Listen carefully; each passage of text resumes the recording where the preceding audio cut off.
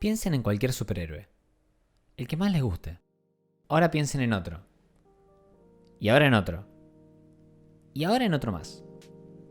Cada uno de estos se ganó un lugar en el inconsciente colectivo gracias a ciertas cualidades que los hacen más interesantes para un segmento o para el otro.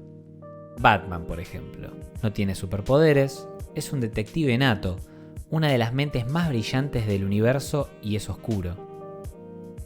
Spider-Man, por otro lado, tiene superpoderes por los cuales tuvo que pagar un precio muy alto. Le cuesta manejar su vida personal y la de su alter ego. Es una mente brillante y además es juvenil y gracioso. En otras palabras, cada uno apela a los sentimientos o gustos de ciertos sectores. Ahora piensen en lo siguiente. Un superhéroe que se vestía en parte de amarillo en sus comienzos y luego pasó al bordó, sin superpoderes, con una discapacidad, grandes dotes acrobáticas y que utiliza un arma arrojadiza. Si dijiste Daredevil, estás en lo correcto. Este superhéroe, aunque relegado a un segundo plano, es fundacional para el mundo del cómic. Para el que no conoce al superhéroe, es básicamente un hombre mudo que usa un boomerang y pelea contra el crimen. Sí, no me equivoqué. Este es Daredevil, ilustrado por Jack Binder en 1940 para Lev Gleason Publications. No se sabe quién fue su creador, pero se asume que fue Binder. Su primera publicación fue ese año en Silver Streak Comics número 6. Y no tiene nada que ver con el superhéroe de Marvel. Y son increíbles las similitudes que tiene este personaje con su tocayo más famoso. Ambos tienen una discapacidad, ya que uno es mudo y el otro es ciego. Ambos fueron rediseñados desechando el color amarillo en sus uniformes. Ambos tienen armas arrojadizas, boomerang y bastón. Ambos tienen dotes acrobáticas. Y, por si no se dieron cuenta, el nombre es exactamente el mismo. Entonces surge una pregunta. ¿Por qué conocemos a uno y no al otro? Agregado a esto, ¿cómo hubo dos personajes con el mismo nombre sin ningún juicio entre ambas compañías?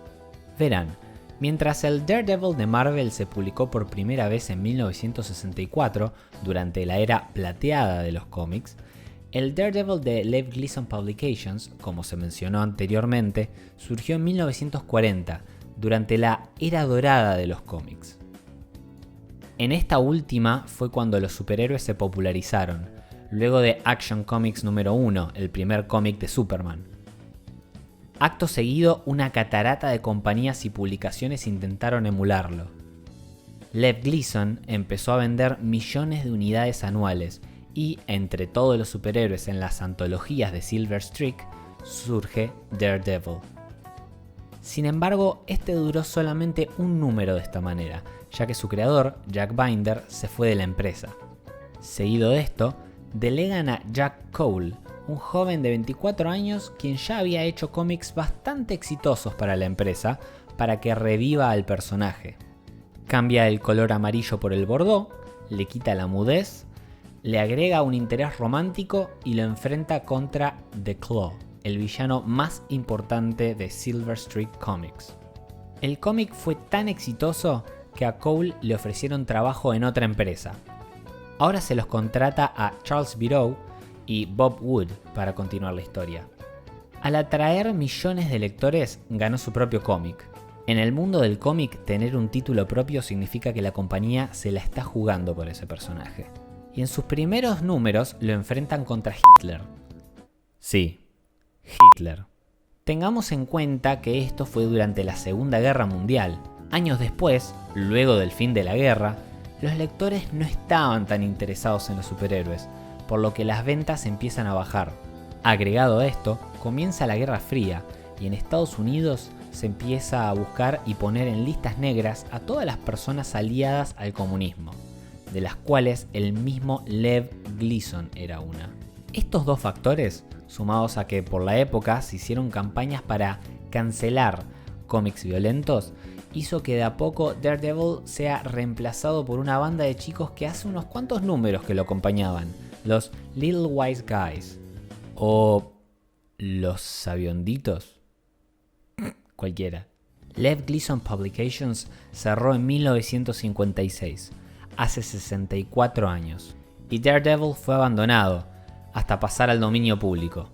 En el 63, Stan Lee junto con Marvel Comics pidieron permiso para crear un personaje con el mismo nombre, y Gleason junto a Viró le dieron luz verde.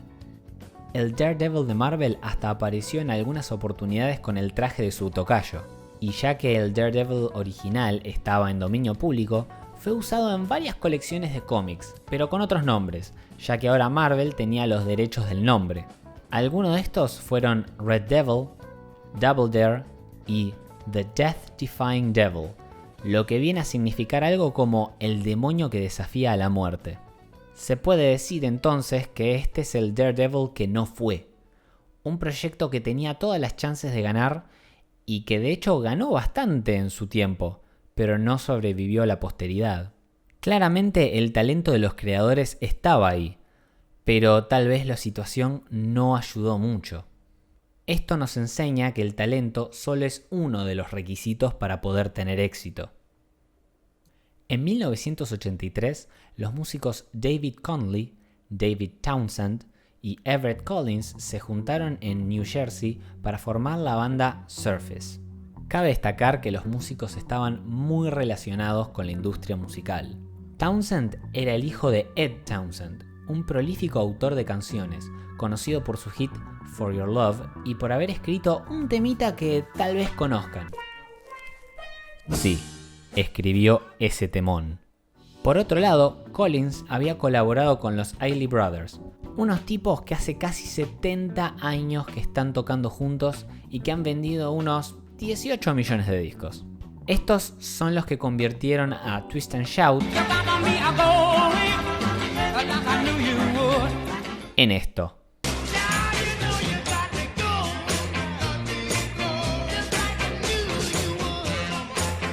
Para que los Beatles hicieran esto.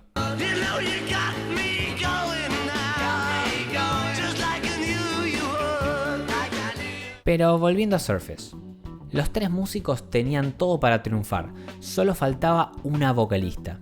Ahí es cuando entra en escena la novia de Conley, Karen Copeland, una mujer afroamericana con una voz hermosa y que por más que no haya sido virtuosa como la de Aretha Franklin o Celine Dion, tenía una sinceridad y transparencia casi únicas. Juntos graban 3 singles más pertenecientes al soul, post-disco y al R&B: When Your Ex Wants You Back, Stop Holding Back y, el mejor de todos, Falling in Love. Los tres hacían una perfecta fusión de instrumentos analógicos con los sonidos típicos de los 80s, como los sintetizadores. A esto se le agregan arreglos de flauta por Conley. Dato de color: Conley había comprado la flauta poco después de haber salido del secundario por $10 con la intención de venderla por el doble de dinero, pero cuando la llevó a su casa aprendió a tocar y se la quedó.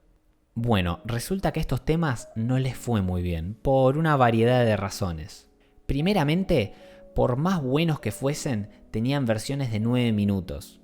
De todas maneras, cabe destacar que se lanzaron versiones más cortas que hasta llegaron a estar en el top 100 de Billboard. Respecto a esto último, Falling in Love y When Your Ex Wants You Back llegaron al puesto 84 nada más. Stop Holding Back ni siquiera fue lanzado. A estos fracasos le seguirían más.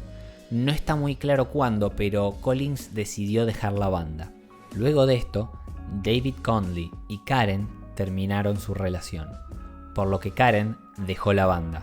La voz de la banda, la que aportaba ese carisma y delicadeza, se había ido.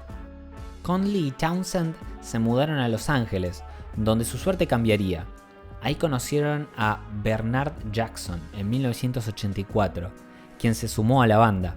Luego de no poder encontrar reemplazo para Karen, Bernard, flamante miembro de la banda, decidió ser el cantante. Por último, dejaron el soul para inclinarse más por baladas. Así los éxitos comenzaron a llegar. Se hicieron un lugar en el top 100 de R&B y, eventualmente, hasta tuvieron un hit absoluto llamado The First Time en 1990. Ahora surge la pregunta: ¿cómo se relaciona todo esto a Daredevil? Mientras la carrera de Surface se revitalizó, Karen, lamentablemente, falleció un 5 de diciembre de 1988. solo 4 años después de haber estado en la banda. El mundo había perdido a un diamante en bruto, el cual no pudo ni siquiera brillar. Lo que hace a todo esto más trágico aún es que hasta el día de hoy solo se puede encontrar una sola foto de ella. El single Stop Holding Back terminó siendo publicado en 1999, 11 años después de la muerte de Copeland. De hecho, los detalles de su muerte son bastante vagos. Conley dijo en una entrevista en el 2016 lo siguiente: "Cuando fui a Francia, todos querían que toque Falling in Love. Se me acercaron diciendo, no entendés, esta voz tenía que escucharla cada día. Nunca escuché una voz tan hermosa. De la nada me volví a acordar de Karen. Desafortunadamente murió muy joven. Solo estaba en sus 30 cuando murió. Hicimos las paces, pero ya era muy tarde. Lo hizo tan bien y ahora que veo a la gente hablando sobre ella, me hizo ver las cosas de otra manera. Volví a escucharla y dije, wow, ella realmente tiene eso. Me dio otra imagen de ella como cantante que no tenía antes, y eso fue por la gente de Francia. Ahora no me la puedo sacar de la cabeza. Ojalá tuviese más de ella". Karen Copeland pudo haber sido otra nueva gran cantante, pero simplemente no sucedió. Ella, como pasó con los involucrados en Daredevil, tenía un gran talento y potencial, pero simplemente el contexto no ayudó. Hoy en día es poca la gente que se acuerda de ellos. Mientras que la muerte tiende a ser vista como el final de una persona, existe la tradición de decir que es el recuerdo de estas el que las mantiene vivas. Michael Jackson, Freddie Mercury, Borges, todos aún vigentes y vivos en la cultura popular. ¿Se puede decir entonces que cuando nadie los recuerde estarán muertos? Borges mismo dijo, todos caminamos hacia el anonimato, solo que los mediocres llegan un poco antes. El escritor francés Georges Perec, en su cuento corto El viaje de invierno, abordó este tema. La historia trata de un joven profesor de literatura, Vincent de Grelle, a quien invitan a pasar unos días en una mansión propiedad de los padres de uno de sus colegas. Al llegar, decide agarrar un libro de la biblioteca llamado El viaje de invierno. Conforme lo va leyendo, Vincent descubre que el autor de este libro, Hugo Vernier, había plagiado a al menos 30 grandes autores franceses. Sin embargo, al terminar de leerlo, ve la fecha de su impresión y resulta que dicho libro es previo a todos los autores que se suponía que estaba plagiando. Vincent decide investigar al respecto, pero no encuentra mucho más que la fecha de registro en la Biblioteca Nacional Francesa. La mansión de su amigo es incendiada con el libro dentro de la misma. Finalmente, de Grelle no consigue ningún otro número y años después muere en un psiquiátrico sin haber hecho más descubrimientos, siendo el libro olvidado para siempre. Volviendo a Borges, uno de sus poemas, Aquí, hoy, comienza con la frase «Somos el olvido que seremos». Casualmente, se sospecha por expertos que el poema no es de él. El autor real, también, perdido en el tiempo.